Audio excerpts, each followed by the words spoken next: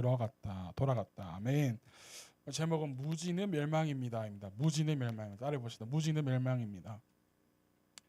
무지는 알지 못한다라는 것을 뜻합니다. 옆 사람과 인사합시다. 복이 됩니다. 복의 근원이 됩시다. 할렐루야. 아멘. 참 잘 오셨습니다. 아멘. 복이 됩니다. 진짜. 할렐루야. 본격적인 장마가 이번 주부터 시작되었습니다. 어저께 저녁에 얼마나 비가 많이 쏟아지든지 걱정을 했는데 다행히 아침에 보니까 하천가에 물이 이렇게 차던 것 같던데 이렇게 내려갔더라고요. 수위가. 그래서 이번 한 주간 또 계속 비가 온다 그러는데 너무 많은 비로 인해서 피해가 되지 않도록 그렇게 기도하고 여러분들이 속한 그곳에서도 그렇게 되어지기를 축복합니다. 아멘. 그동안 우리는 아합 왕이라는 사람으로 인해서 사실상 이 아합이 아니라 아합의 아내 이세벨을 통해서 이 이스라엘 땅 그 가운데서도 사마리아 땅 가운데서도 이 사마리아 땅에 우상으로 물들어진, 그래서 하나님으로부터 멀어져서 이스라엘 전체가 얼마나 힘이 든지 또 힘든 일이 겪게 되었는지 우리가 눈으로 보았습니다. 지난 몇 주간. 그 대표적으로 힘들게 했던 게 뭐냐면 바로 이 엘리야를 통하여서 무엇이 땅에 내리지 않았죠? 비가 내리지 않았습니다. 이스라엘 땅 안에 비가 내리지 않았고 또 이슬 한 방울도 내리지 않았던 그 사건이 있었습니다. 이러한 아합의 이야기 가운데서 주로 이루었던 주인공 한 명이 있는데 바로 누구였냐면 바로 엘리야였습니다. 그래서 지난 몇 주간 우리 엘리야에 대해서 함께 나누고 어떻게 하나님께서 그 사마리아 땅 가운데 그 아합의 왕 또 그들의 백성을 어떻게 벌하시는지 보았는데요. 지난주 이야기가 끝날 때에, 성경이 끝날 때에 엘리야에게 하나님께서 붙여주신 사람이 있었습니다. 그의 제자가 한 명 생겼는데 누가 생겨났죠? 엘리사라는 제자가 생겨났습니다. 그런데 지난주에 엘리사가 그의 제자로 끝났다라면 이제 이야기에 누가 이제 부각이 되어야 우리 정상적일 것 같으세요? 엘리사의 이제 시작이 조금 이제 되어야 이야기 흐름상 이게 맞을 것 같은데 오늘은 엘리사의 이야기로 시작하는 것이 아니라 뜬금없이 좀 뜬금없다고 하기도 좀 그렇기도 하고 만든 것 같기도 하고, 무슨 말이냐면 아합과 시리아의 전쟁의 이야기가 되는 거예요. 20장에서부터 오늘 20장 1차 전쟁을 보게 되고 22장에 가면 또 아합이 또 전쟁에서 죽게 되는 것을 보게 되는데, 오늘 우리 20장에서 보는 이 아합과 시리아의 전쟁은 사실상 오늘 이전에 봤던 본문과 시대적인 차이가 조금 있어요. 무슨 말이냐면 아합과 베나닷이라는 왕이 전쟁을 하게 되는데 이 전쟁은 아합의 임기 말에 있는 게 아니라 임기 초 때, 그러니까 왕이 된 지 얼마 안 됐을 때 일어난 사건이라고 보면 될 것 같아요. 그래서 이 아합 왕이 어떻게 하나님께서 또 은혜를 베푸셨는지 우리가 보게 되고, 또 22장은 이제 아합이 전쟁을 하게 되는데 이때는 이제 아합이 죽게 되는 거니까 아합이 왕으로 있을 때 거의 말기 때쯤의 전쟁이라고 보면 돼요. 그래서 오늘 20장에서는 이 아합과 이 베나닷의 아합의 왕의 초창기의 전쟁의 이야기를 보게 됩니다. 오늘 우리가 읽은 본문은 어떤 본문이냐면 이런 이야기로 시작되죠. 한 예언자가 하나님의 명령을 받는 것으로 시작하는 것을 볼 수 있습니다. 우리 35절에 보니까 예언자의 무리 가운데서 어떤 예언자가 누구의 명령을 받고서? 주님의 명령을 받고서라고 되어 있죠. 그래서 하나님의 명령을 받고서 다른 예언자에게 자신을 뭐하라고 이야기하죠? 때리라고 그래요. 그러니까 여러분 보십시오. 하나님의 명령을 받았다. 내가 하나님 명령을 받았는데 승우야 나와서 나를 좀 때려볼래? 때려주라. 이러면 승우가 얼타꾸니 하고 목사님을 나와서 때릴 수 있을까요? 때릴 수 있을 것 같았으면 그지? 아닌가? 자, 한 예언자가 하나님 명령을 받았다고 해서 나 자신을 때려달라고 하는 거예요. 때려달라고. 근데 갑자기 미친놈도 아니고 때려달라고 그러면 때릴 사람이 어디 있겠어요. 그래서 나는 도저히 때리지 못하겠다 하는데 무서운 건 무엇이냐면 36절에 보니까 하나님께서 내 명령을 따르지 않았다. 누가? 때리지 않은 사람에게. 그래가지고 사자가 죽일 것이 됐는데 진짜 예언자가 하나님의 말씀대로 사자에 물려서 죽게 돼요. 그리고 나서 또 그 예언자가 하나님의 명령을 받은 예언자가 또 자기를 때리라고 다른 동력이 또 말합니다. 자, 이번에는 봅시다. 또 그 사람이 이제 다른 사람에게 또 때리라고 하는 거예요. 근데 그 때리라고 이게 부탁받은 사람이 어떻게 될까요? 이미 무엇을 봤어요? 때리지 않아서 사자에 물려 죽은 것을 봤단 말이에요. 그래서 이번에는요, 어떻게 되냐면 죽지 않을 만큼 아주 심하게 때립니다. 근데 죽을 만큼은 때리지 않아요. 왜? 죽을까 봐. 죽지 않을 만큼 아주 심하게 때리는데 37절을 보니까 같이 한번 읽어볼까요? 37절 시작. 그 예언자가 또 다른 사람을 만나서 자기를 때리라고 말하였다. 그러자 그 사람은 예언자를 때려서 심한 상처를 네, 혹시 자기라도 죽을까 봐 이번에는 때리죠. 심한 상처를 입고. 그래서 이 예언자가 심한 상처를 입은 이 예언자가 붕대로 눈을 감고 이제 아합 왕이 올 길목에 서서 아합을 기다립니다. 그리고 아합을 기다렸다가 아합이 지나가자 아합을 불러 세워서 말을 겁니다. 그 말을 거는 게 뭐냐면 39절 40절인데 어떤 말을 하는지 한번 볼까요? 시작. 왕이 그대로 지나치려고 하니 예언자는 왕을 부르며 말하였다. 임금님인 종인 제가 전쟁터에 갔습니다. 그런데 어떤 사람이 저에게로 포로 한 명을 데리고 와서는 그 사람을 감시하라고 하였습니다. 포로가 도망하면 제가 대신 죽든지 아니면 은 한 달란트를 물어낸다고 하였습니다. 그런데 임금님의 종인 소인이 이 저희를 하는 동안에 그 포로가 없어지고 말았습니다. 그러자 이스라엘 왕이 그에게 말하였다. 내가 받아들인 것이니 벌금을 물어야 한다. 자, 이게 뭐냐면 한 예언자가 길목에 섰다가 아합이 지나 길목에 섰다가 아합 불러 세워서 이야기를 하는 거예요. 임금님 아합 왕 잘 들어봐. 임금인 종인 내가 전쟁터에 나갔는데 어떤 사람이 포로 한 명을 잡아와가지고 나에게 맡겨놓고 하기를 이 사람이 도망가면 네가 죽든지 아니면 이 포로에 대한 값을 치러야 돼. 그 값이 뭐냐면 은 한 달란트를 치러야 된다는 것이죠. 그런데 내가 뭐 이런저런 바쁜 일 하는 동안에 그 포로가 없어졌다라는 거예요.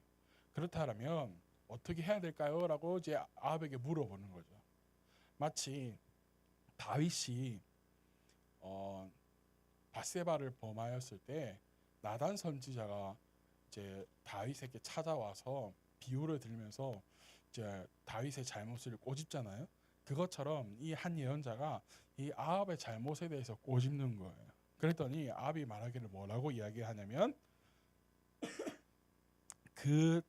그것에 대한 벌금을 뭐 해야 된다고요?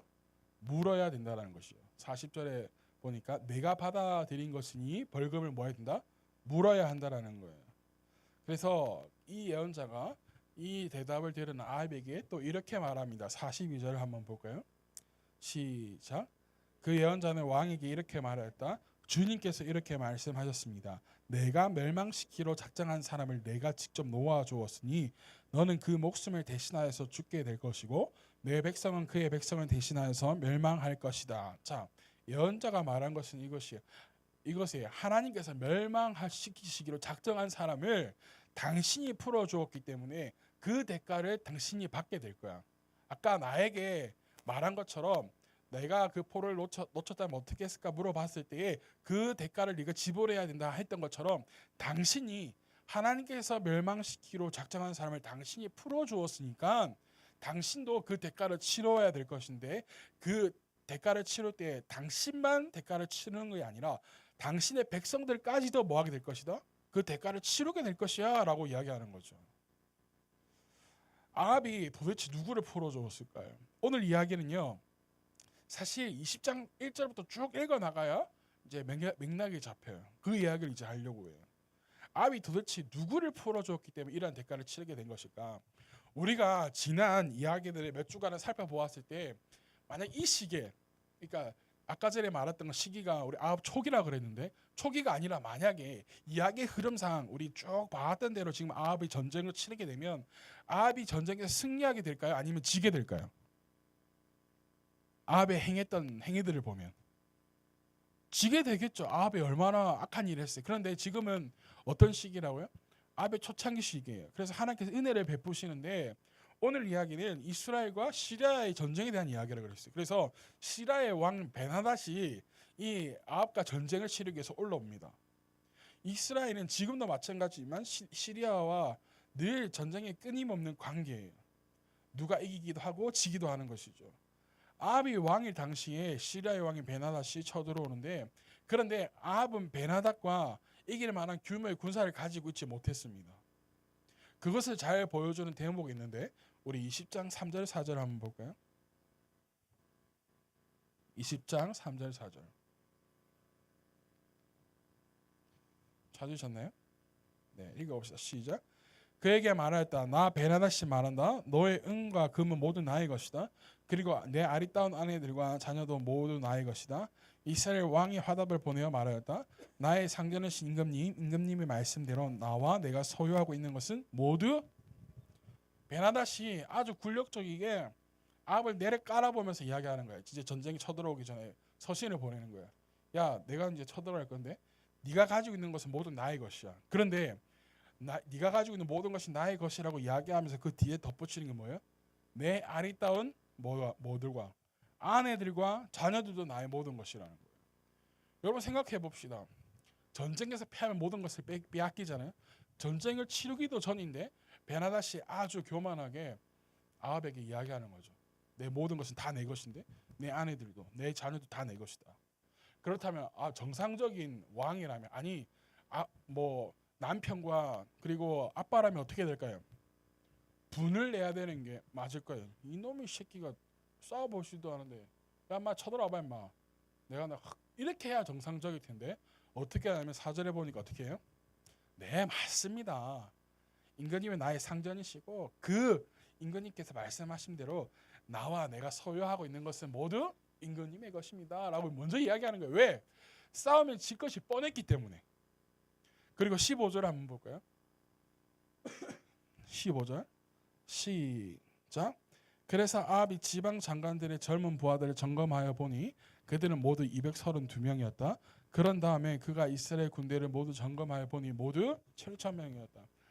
아합이 가지고 있는 군사는 고작 몇 명이에요?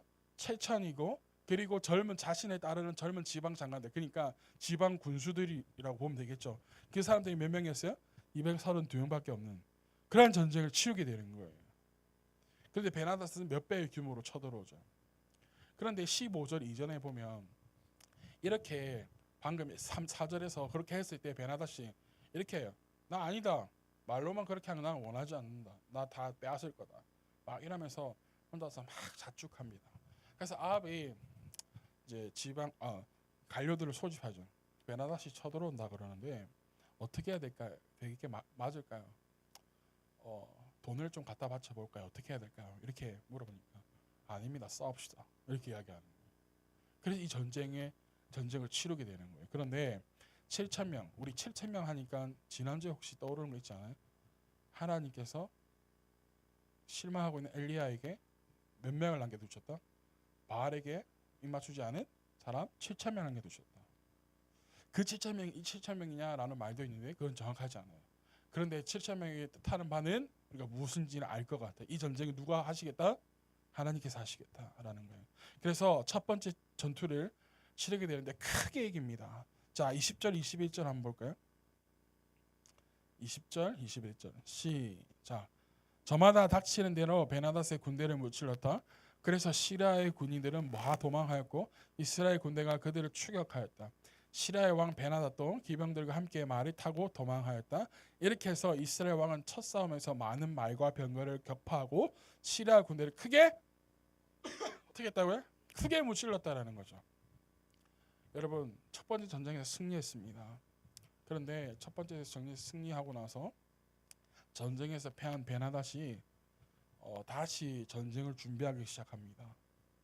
이때도 아합은 베나닷의 군대와는 엄청난 차이를 보입니다. 자, 27절 한번 볼까요?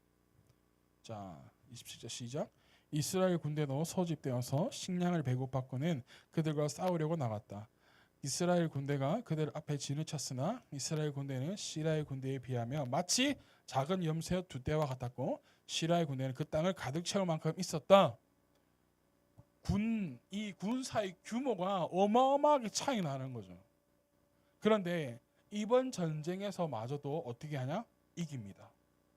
두 번째 전투에서도. 자, 29절 30절을 봅시다. 29절 30절 시작. 양쪽 군대는 서로 대치하여서 이래 동안 진을 치고 있었다.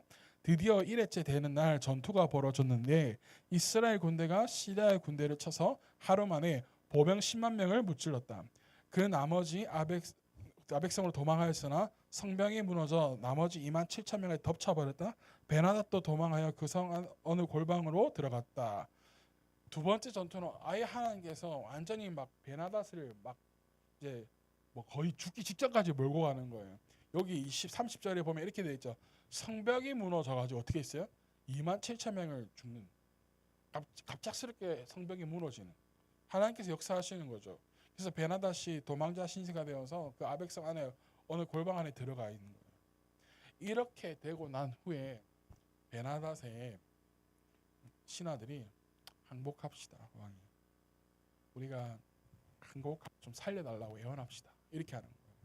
그래서 베나닷이 이제 아합에게 살려달라고 하려고 이제 찾아가는데 아합이 얼마나 이 처음에 2절 3절에서 아까 반 것처럼 굴욕적이게 이야기했어요. 그런데 완전 상황이 역전되었다고요. 그렇다면 정상적으로는 베나닷을 어떻게 해야 될까요?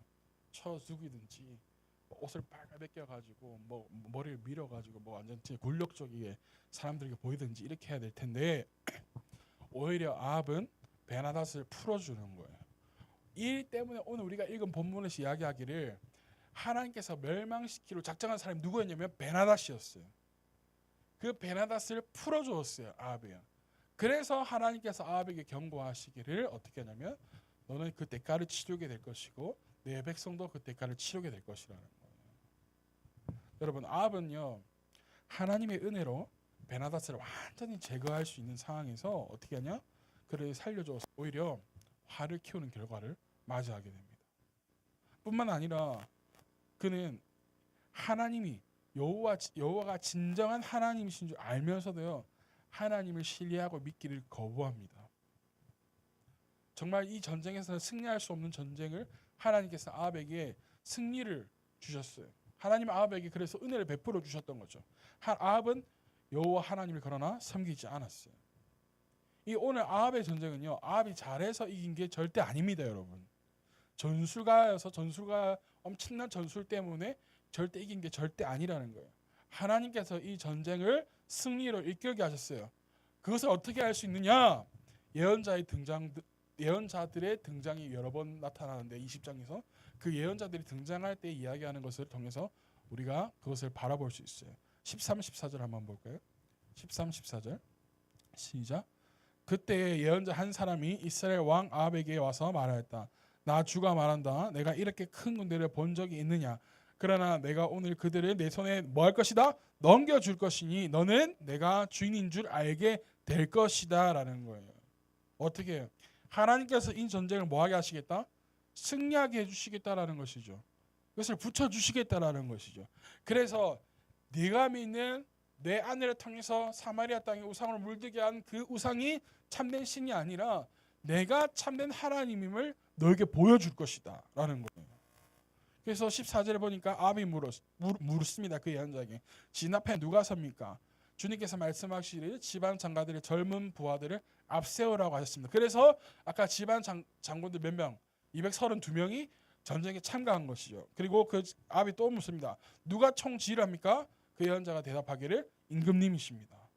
만약에 이 전쟁을 하나님께서 역사하지 않으셨다면 아합은 앞에 나가서 죽었을 거예요. 근데 이 전쟁을 누가 이끄시는 거예요? 하나님께서 이끄시는 거죠. 승리 주시겠다라는 거예요. 또 28절에도 두 번째 전투를 할 때에도 하나님께서 이야기하는. 자, 시작. 그때 하나님의 사람이 가까워해서 이스라엘 왕에게 말하였다. 주님께서 이렇게 말씀하셨습니다. 시리아 사람이 말하기를 내가 산의 신이지 평지의 신은 아니라고 하니 내가 이 큰 군대를 모두 누구에게 주겠다? 아합에게 주시겠다라는 거예요. 그래서 이제 너희는 곧 내가 누구인 줄 주인 줄 알게 할 것이다. 할렐루야. 하나님이 그토록 이 이세벨 이 아내를 통해서 우상을 쫓고 있는 이 아합에게 두 번의 모든 전투 이 전투를 승리해 주신 이유가 뭐냐면 아합으로 하여금 하나님이 여호와 하나님 참된 하나님임을 알게 하는 것이에요. 그런데 아합은 승리했음에도 불구하고 하나님의 은혜를 제대로 체험하지 못하는 거예요. 이게 안타까운 거죠. 여러분 13절에 이렇게 말했죠. 내가 주인 줄 알게 하겠다. 28절에서도 내가 주인 줄 알게 하겠다. 그러나 하나님을 알 수 없어요. 아합이 알려고 하지 않는 거죠. 아합은 여호와를 의지하면 도저히 이길 수 없는 적을 이길 수 있게 하시는 체험을 하고서도 아합은요 하나님을 섬기지 않는 것. 이것을 보면서 우리는 무엇을 느끼냐면 인간의 무지함과 영적인 어리석음이 얼마나 정말 심각한 것을 끌고 오는지 우리는 깨닫게 됩니다. 여러분 근데 아합만이 무지할까요? 아니요. 아합과 함께 싸운 베나닷도 무지했습니다. 즉 뭐냐면 하나님을 제대로 알지 못하는 이들이었어요. 이들도 마찬가지였어요. 23절에 이렇게 이야기합니다. 시라의 왕의 신하들이 자기들의 왕에게 말하기를 이스라엘 신은 어디 신? 산의 신이다. 저번에는 산에서 싸워서 우리가 졌는데 이번에는 평지에서 싸우면 어떻게 할 것이다? 우리가 이길 것이라는 거예요. 첫 번째 전투에서 지고 온 이들이요 전쟁에서 패한 이유를 찾습니다. 그들이 찾은 패배의 원인이 무엇이냐면 이스라엘 하나님은 어디의 신이다? 산의 신이다. 산에만 국한된 신이라는 거예요. 그래서 우리는 산에서 지난번에 싸웠기 때문에 그 신 때문에 우리가 졌다. 그런데 이제는 평지에서 싸우면 우리가 이길 것이라는 거예요. 그래서 2차 전쟁을 준비해 오죠. 2차 전쟁에서 아까 전에 보기를 모아가 염소 떼와 같다 그러나요? 그 때와 같이 아주 작게 보이고 모든 땅을 누가 메웠어요? 시리아의 군대가 모두 메워버렸어요. 그런데 여러분 우리가 믿는 여호와 하나님은요 산에만 계신 하나님이실까요? 아니죠. 여러분 아니라고 말할 수 있어야 돼요. 28절에 보면 이렇게 이야기합니다. 그때 하나님 산을 가까이 이스라엘 왕이 말했다. 주님께서 이렇게 말씀하셨다. 시리아 산에 말하기를 내가 산의 신이지 평지의 신이 아니라고 하니 내가 이 큰 군대를 모두 어떻게 하겠다? 내 손에 넘겨주어서 내가 산에만 국한된 여호와가 아니라는 것을 보여주시겠다라는 거예요. 우리 하나님은요 이 우주 세상 만물을 만드시고 이 우주 만물을 통치하시는 하나님이신 줄로 믿습니다. 아멘. 하나님을 알지 못하는 것은요 알지 못하는 것으로 끝이 나는 게 아닙니다. 하나님을 알지 못하는 것은 무지로 인해서 오늘 말씀의 제목과 같이 멸망으로 가는 것이에요. 그러하기에 하나님은요 우리들에게 원하는 것이 있는데 그게 뭐냐면 하나님을 아는 것이에요. 호세아 6장을 한번 가볼까요? 성경 호세아는 구약 성경 조금 뒤쪽에 있습니다. 제가 가진 성경은 호세아 구약 성경 1285페이지에 있습니다.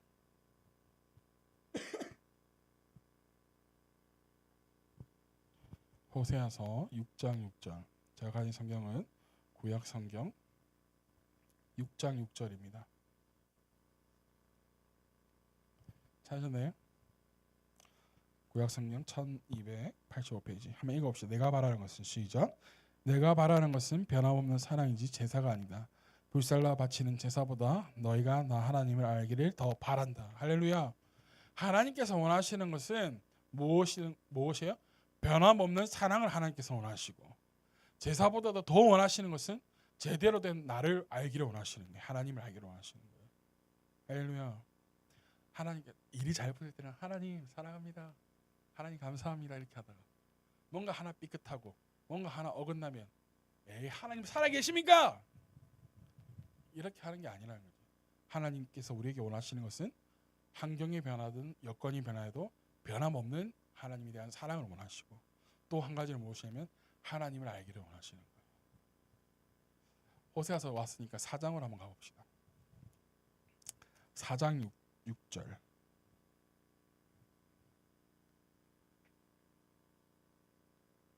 4장 6절입니다. 시작. 내 백성이 나를 알지 못하여 망한다. 내가 제사장이라고 하면서 내가 가르쳐준 것을 버리니 나도 너를 버려서 내가 다시는 나의 성직을 맡지 못하도록 하겠다. 내 하나님의 율법을 내가 마음에 두지 않으니 나도 내 딸들을 마음에 두지 않겠다. 내 백성이 무엇을 알지 못해서 하나님을 알지 못해서 뭐한다? 망한다라는 거예요. 그렇다면 우리는 이 한 가지에 대해서 분명하게 알게 되는 것이 있습니다. 그게 뭐냐면 하나님을 아는 지식이 우리에게 필요하구나 하고 말이에요. 사도 바울은 이것에 대해서 이렇게까지 말합니다. 빌립보서 한번 가봅시다. 신약성경 빌립보서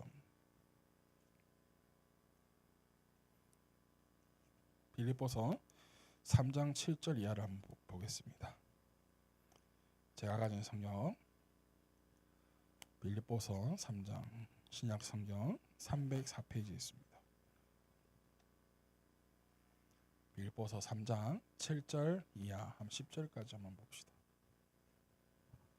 잘하셨나요? 한번 읽어봅시다. 시작.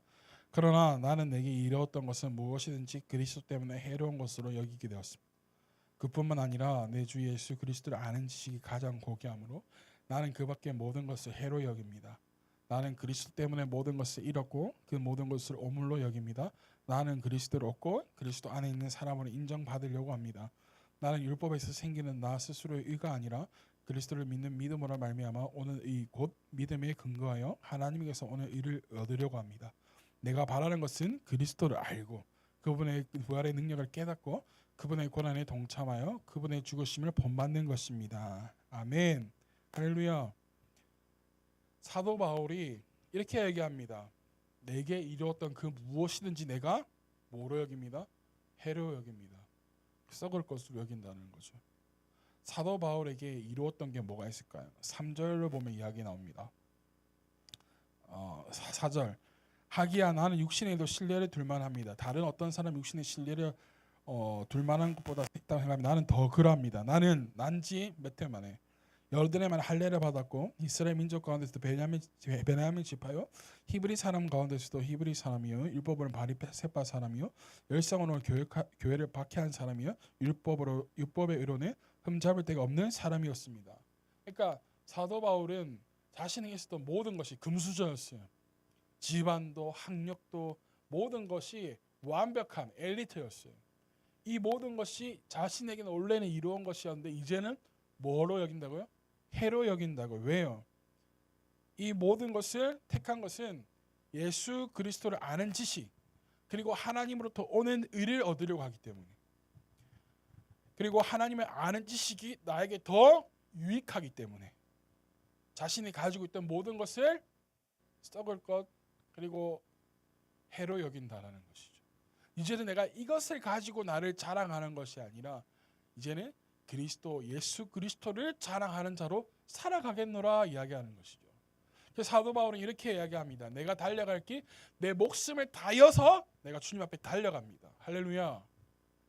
우리의 믿음이 이러한 믿음이 되어지기를 간절히 소망합니다. 사랑하는 여러분, 하나님을 아는 지식 가운데로 나아가는 여러분 되어지기 축복합니다. 그것이 내가 사는 일입니다. 그것이 내가 잘 되는 일입니다. 그것이 나의 가문 아니 예수님께서 오실 그날까지 내가 주님 앞에 서 있을 수 있는 유일한 이유가 됩니다.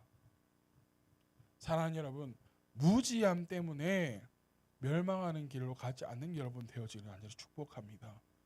겉으로 수박 겉핥기식으로 하나님을 아는 것이 아니라 여러분 수박도 먹어보면 겉에 껍데기 먹나요? 요즘에는 좀 먹더라고요. 그 완전 겉에는 아니고 그 초록색 부분 있잖아요. 그 부분을 이렇게 이제 그거 채 칼 이렇게 해가지고 쭉 해가지고 뭐 그거를 김치 담아서 먹고 뭐 이렇게 한다 하는데 우리는 수박을 먹을 때 뭘 먹어요? 안에는 빨간색을 먹잖아. 안에 있는 게 더 맛있잖아요, 그죠? 그리고 여러분 수박을 잘라 나왔을 때 이건 제 이야기예요. 수박을 자를 때 요즘에는 예전에는 삼각형 모양으로 커팅이 다 잘랐지만 요즘엔 어떻게 해요? 딱딱 그 담는 용기에 따라서 네모나게 자르잖아요. 네모나게 자르다 보면 겉에 끝쪽 이제 껍질 가까운 부분은 하얀 색깔이 조금 더 붙기도 한다고. 거기에 사실 저는 손이 안 가요. 여러분 손 가요? 아니, 뭐 먹기야 먹지. 그런데 잘 안 간다고요. 지난주에 우리 교회에서 수박 먹을 때도 나 사실은 안에 것만 먹었어. 몰랐지. 그렇게 된다고요. 여러분 알아야 살 수 있어요. 무엇을 알아야 되냐면 하나님을 아는 지식이 우리에게 필요하다고요. 하나님을 아는 지식을 어떻게 가질 수 있습니까? 이렇게 예배 드림으로써 그리고 하나님의 말씀을 읽음으로써 그리고 하나님의 말씀 깊이 묵상함으로써 내 삶에 적용시키면서 하나님의 말씀을 또한 배우기도 하면서 그렇게 하나님을 아는 지식이 날로 더해지는 거예요. 사랑하는 여러분, 여러분들은 하나님이 귀한 자녀인 줄로 믿습니다. 그 자녀들이 하나님을 알기를 간절히 소망합니다. 아멘. 나중에 이렇게 이야기합니다. 말 안 듣는 자식이 있으면 꼭 네 같은 건 낳아봐야 정신을 차리지. 꼭 네 같은 딸 낳아봐야 내 마음을 알지. 네 같은 아들 낳아봐야 내가 얼마나 힘든지 알지. 나중에 보니까 얼마나 힘든지 엄마의 마음, 어머니의 마음을 알게 되고 아빠의 마음을 알게 된다고 그러죠. 근데 우리는 그렇게 하지 맙시다. 하나님의 안지식 가운데 나아가는 여러분 되어지길 예수님으로 축복합니다. 아멘. 이 시간 우리 함께 다 같이 자리에 일어나셔서 우리 결단 찬양 하도록 합시다. 내 눈 주의 영광을 보내. 네, 해주십시오.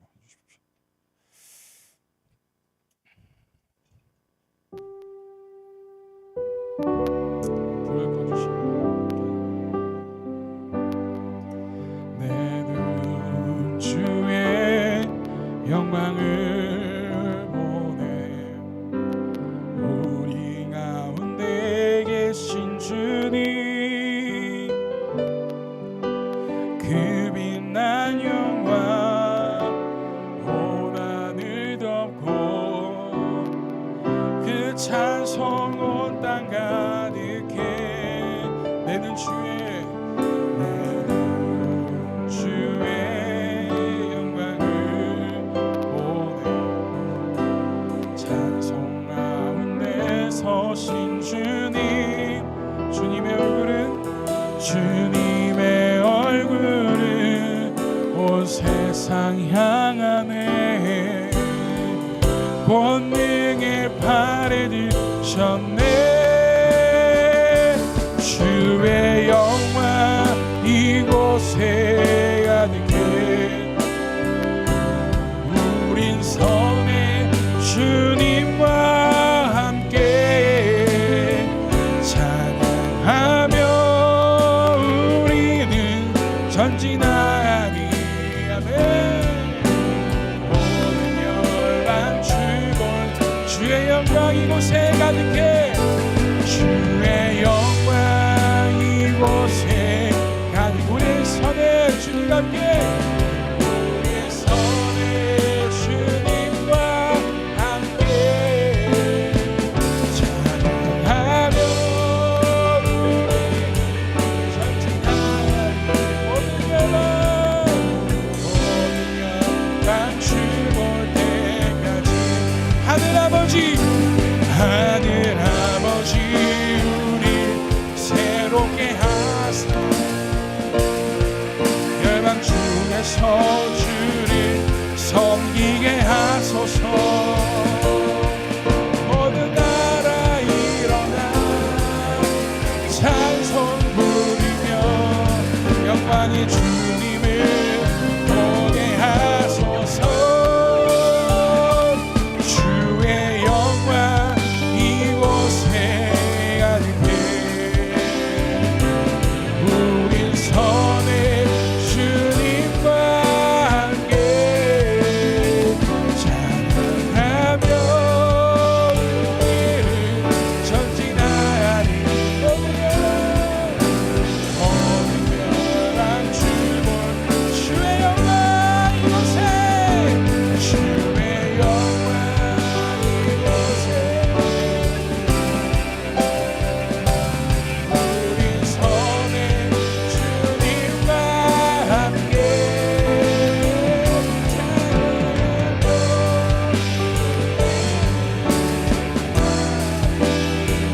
찬양하며. 이 시간 기도할 때 우리 하나님의 하나님 지신 가운데로 인도하여 주십시오. 이렇게 기도합시다.